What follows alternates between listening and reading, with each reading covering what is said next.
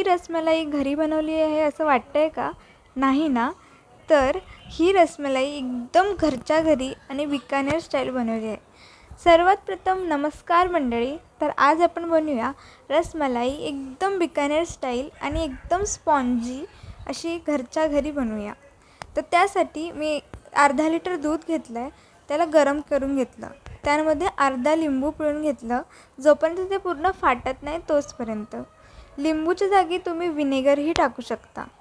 त्यानंतर एका कपड्यामध्ये पूर्ण ते फाटलेले दूध टाकूया. त्याला चांगलं 3-4 वेळा धुवून घेऊया, जोपर्यंत त्याचा आंबटपणा जात नाही तोपर्यंत. जेव्हा ते पूर्णपणे धुवून घेऊ तेव्हा ते एका कपड्यामध्ये पूर्णपणे घट्ट बांधून घेऊ, जोपर्यंत त्याचं पूर्ण पाणी निघत नाही तोपर्यंत. त्यानंतर त्याच्यावरती ओझं काहीतरी ठेवू, जेणेकरून त्यातलं पाणी निघून जाईल. त्यानंतर एका पातेल्यामध्ये पाणी, साखर, इलायची हे सर्व टाकून चांगली उकळी येऊ देऊ. नंतर तो आपण बांधलेलं दूध त्याला चांगलं हाताने मिक्स करून घेऊ, जोपर्यंत ते पूर्ण सॉफ्ट नाही होत तोपर्यंत. सॉफ्ट झाल्यानंतर त्याचा एक पिठासारखा गोळा बनवून घेऊ. नंतर त्यात तेल टाकून एकदम छोटे छोटे बॉल जसे आपल्याला हवे आहेत तसे तुम्ही बनवू शकता. इथे मी एकदम असे चेपटे बॉल जसे की बिकानेरमध्ये असतात तसे बनवून घेतले. त्यानंतर ते बनल्यानंतर एके साईडला आपण दुधाची देखील तयारी करू, ज्यामध्ये ते डिप केलेले असतात ते.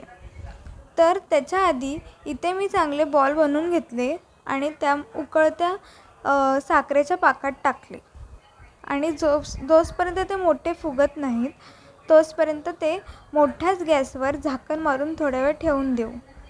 ते थोड्या वेळ झाल्यानंतर त्याची साईज ही डबल होते आणि एकदम सॉफ्ट देखील होतात. आणि ते सॉफ्ट होण्यासाठी आणि भरपूर वेळ टिकण्यासाठी आपल्याला एका पातेल्यात पाणी घेऊन त्यात बर्फ टाकायचा आहे आणि जे गरम गरम आपले रसगुल्ले तयार होतात ते त्या बर्फाच्या पाण्यात टाकून द्यायचं आहे. बर्फाच्या पाण्यात टाकल्यानंतर होतं असं की त्याची शेप जो आहे तो बदलत नाही आणि ते तसेच राहतात. नंतर इथे दुधाची तयारी करून घेतली. इथे पुन्हा मी 2 कप दूध घेतलं, त्यात कलर, ड्रायफ्रूट्स आणि इलायची टाकून घेतली, थोडीशी साखर, जेवढी आपल्याला गोड पाहिजे तेवढी. त्यानंतर हे जे बर्फाचं पाणी आहे त्यातून काढल्या एकदम सॉफ्ट असे असतात आणि ते कायमस्वरूपी तसेच राहतात. त्यांचा शेप जो आहे तो चेंज होत नाही. त्यानंतर आपण जे दूध बनवलं होतं ते याच्यात सगळं ओतून घेऊ.